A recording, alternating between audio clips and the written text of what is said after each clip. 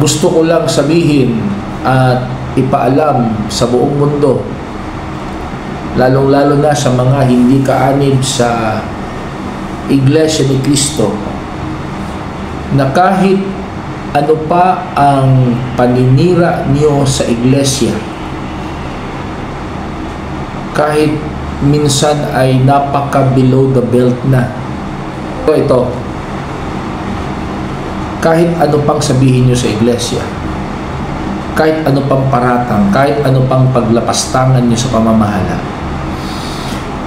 hindi niyo na po matitinang ang pananampalataya ng mga kaanib sa Iglesia ni Cristo.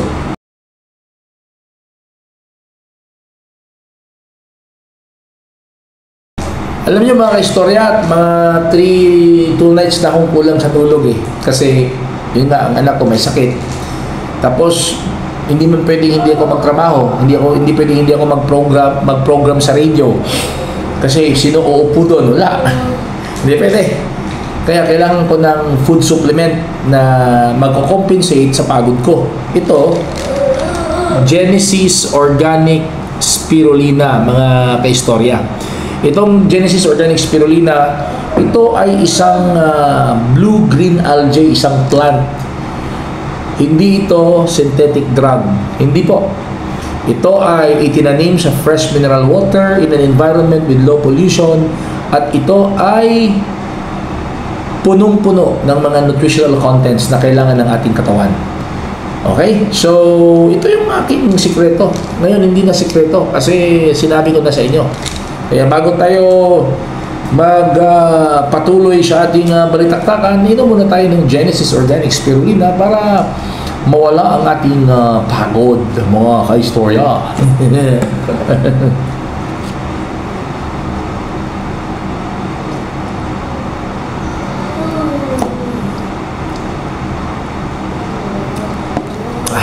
Sarap.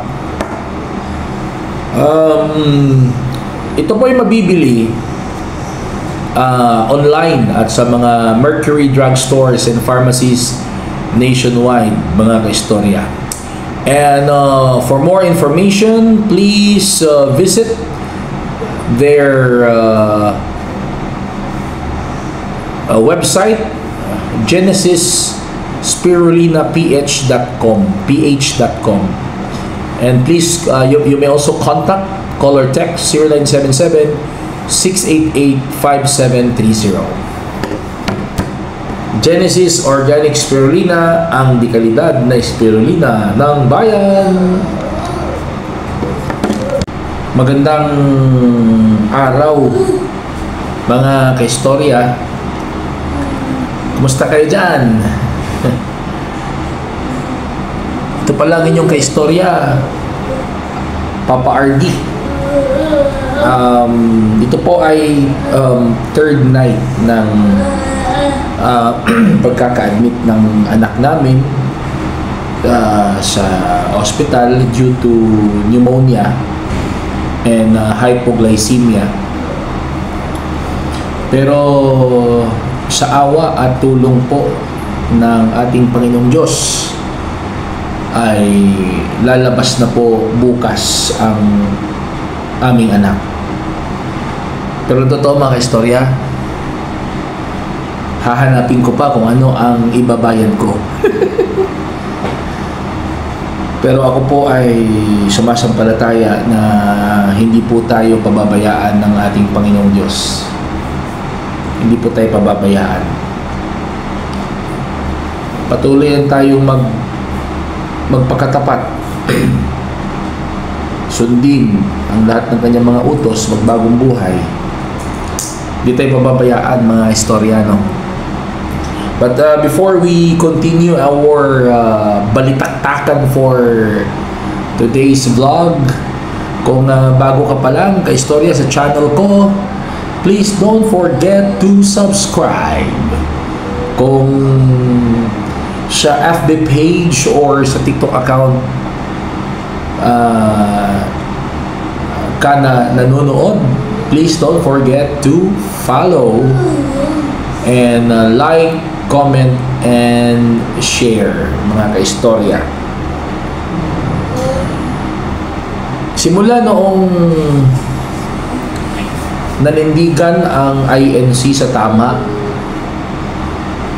ipinakita ng INC sa buong mundo, hindi lamang sa Pilipinas,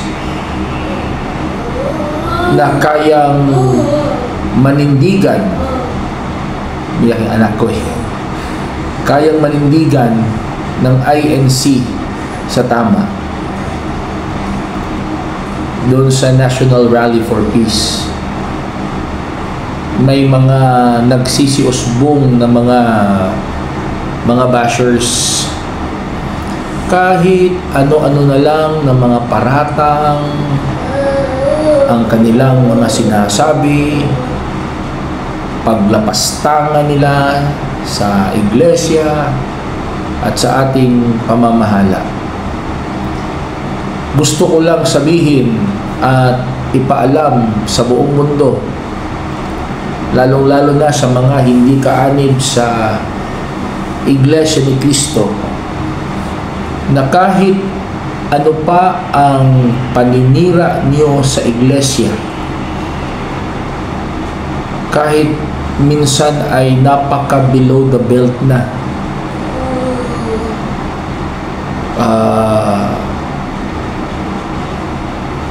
kung meron pang below, yun na yun.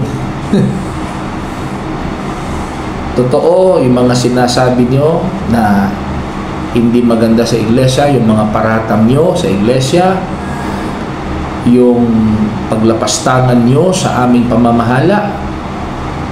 Masakit sa amin yon, mga kaanib sa Iglesia ni Cristo. Pero ito, kahit ano pang sabihin nyo sa iglesia, kahit ano pang paratang, kahit ano pang paglapastangan nyo sa pamamahala, hindi nyo na po matitinang ang pananampalataya ng mga kaanib sa Iglesia ni Cristo. No effect na yan. Yung mga paninira, yung isang matandang babae, yung paninira ng isang tao na kapangalan ng isang aso, no effect na yan sa mga kaanib sa Iglesia ni Cristo. Bakit? Kahit ano pang gawin nyo. Bakit? Kasi una, punong-puno ng aral, ng mga aral ng ating Panginoong Diyos ang mga kaanib sa Iglesia ni Cristo. Pinuspos ng aral ng ating Panginoong Diyos ang mga kaanib sa Iglesia ni Cristo. Pangalawa, kaming mga kaanib sa Iglesia ni Cristo, ano pang sabihin nyo tungkol sa iglesia, hindi kami matitinang. Alam nyo kung bakit? Kasi kami mismo na mga kaanib, kahit personally ha, damang-dama namin ang Panginoong Diyos sa loob ng Iglesia ni Cristo. Kung sa aral, kung magsuri lang kayo mga bashers, kaya nga lagi kong sinasabi sa vlog ko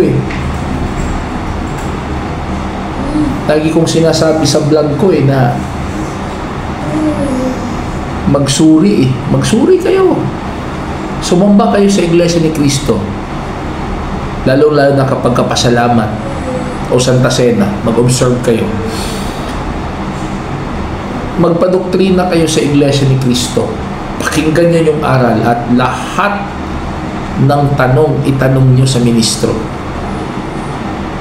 para lubos yung maunawaan. Kami kasing mga kaanib sa Iglesia ni Cristo, bakit ganon kami ka-devoted sa Iglesia at ganon na lang kami magpapasakop sa pamamahala? maliban sa tunay ang mga aral na itinuturo sa Iglesia ni Cristo, lahat ng mga aral na itinuro sa Iglesia ni Cristo ay nakasulat sa Biblia. Kung ang pag-uusapan naman ay personal experience, ulitin ko, personal experience dito sa loob ng Iglesia ni Cristo, damang-dama ng bawat kaanib ang pagsama ng Panginoong Diyos. Personal experience. Kapag ka ang isang Iglesia ni Cristo ay nananalangin sa ating Panginoong Diyos, damang-dama ng isang kaanib sa Iglesia ni Cristo na nakikinig at ipinagmamalasakit siya ng Panginoong Diyos. Kaya ano pang dahilan bakit matitinag ang isang Iglesia ni Cristo sa mga paninira ng mga bashers? Ano pang dahilan? Kahit na maputol pa yung ugat nyo dyan sa leeg sa paninira nyo sa Iglesia ni Cristo, hindi nyo na matitinag ang mga kaanib sa Iglesia ni Cristo, sapagkat personal experience damang-dama namin ng Diyos. Di ba sabi ko sa nakaraang content, hindi kami exempted. Ang isang Iglesia ni Cristo hindi exempted sa mga pagsubok. Ang isang Iglesia ni Cristo nakadarama din ng kahirapan. Ang isang Iglesia ni Cristo kakaroon din ng problema. Ang isang Iglesia ni Cristo nagkakasakit din. Kung ano yung nararanasan ng hindi Iglesia ni Cristo, yun din ang nararanasan ng isang Iglesia ni Cristo. Pero bakit gano'n na lang katatag ang isang Iglesia ni Cristo? Dahil una, pinupuspos ng mga aral ng ating Panginoong Diyos, at pangalawa, by personal experience po, by personal and individual experience, damang-dama ng bawat kaanib sa Iglesia ni Cristo ang Panginoong Diyos.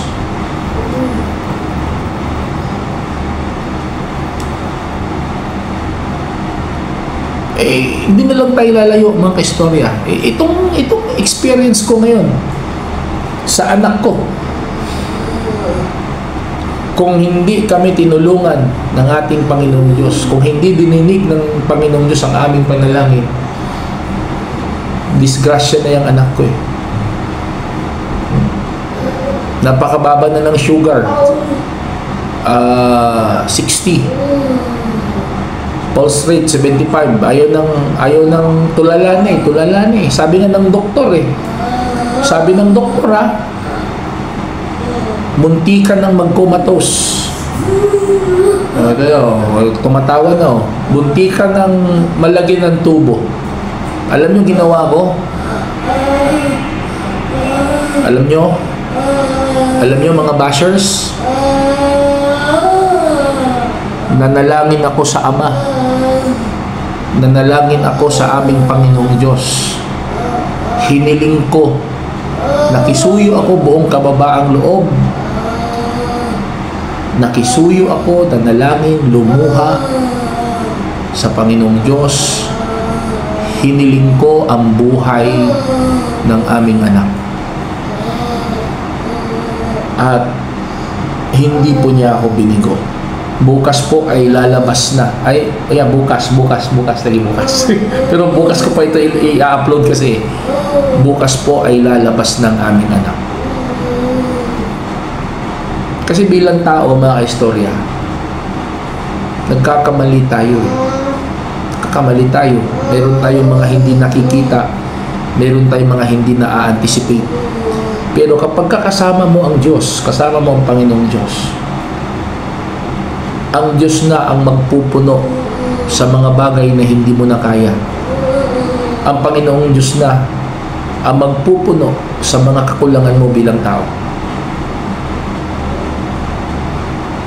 Hindi man namin alam na may pneumonia yan. Kasi a night before na nadala siya dito sa hospital na istorya, wala mang ubo yan. Kinabukasan, biglang tumamlay, biglang natulala, may pneumonia na pala. Hindi namin anticipate yun kasi tao lang kami. Yung anak namin hindi naman nakapagsasalita. Yun ay classic example na ang Diyos nang nagpupuno sa mga hindi na namin kaya. Isa pa, kanina nagtataka ako bakit iyak ng iyak to. Nagiging spastic siya. Akala ko dala lang ng gamot na iniinom niya. Hindi ako tumawag ng nurse, mga kaistorya. Yun nga, dahil tao lang.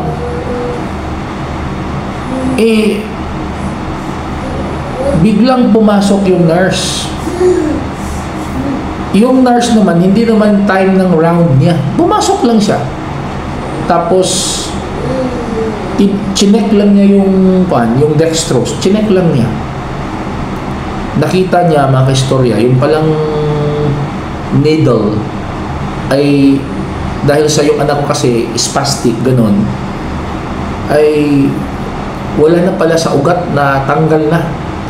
Yung palang sa ilalim ng bandage, mga istorya, dumudugo na.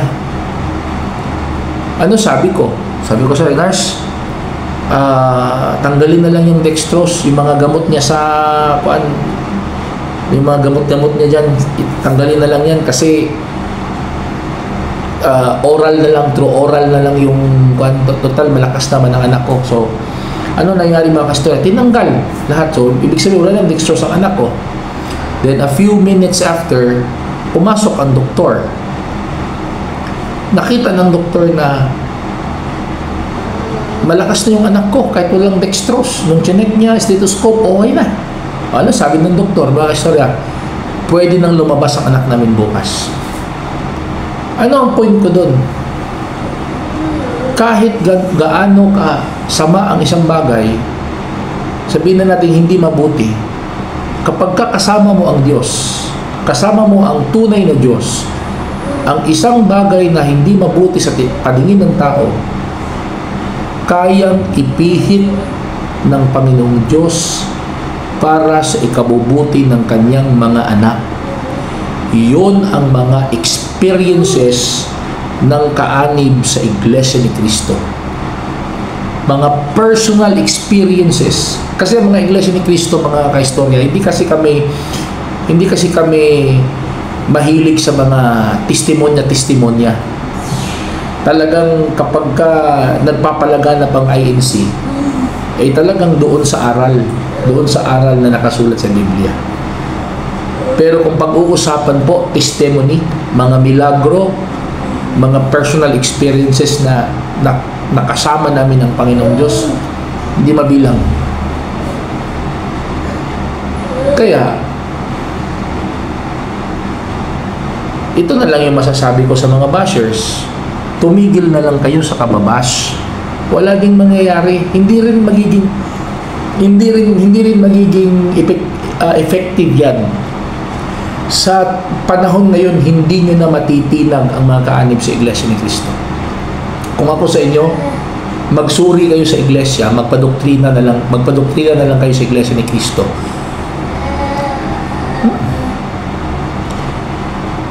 Kasi kaso lang ang abutin nyo eh. Kasi meron talagang mga kapatid na hindi kakayanin yung mga ginagawa eh. Alam nyo, marami na kaming mga kapatid na may mga sinasabi sa buhay. May mga kapatid na kaming prosecutor, abogado, judge, police, general. Paano yan? Yun, personal experience. Alam na mga kapatid yan. Alam.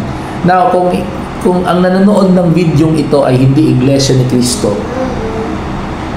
at curious kayo sa sinasabi ko,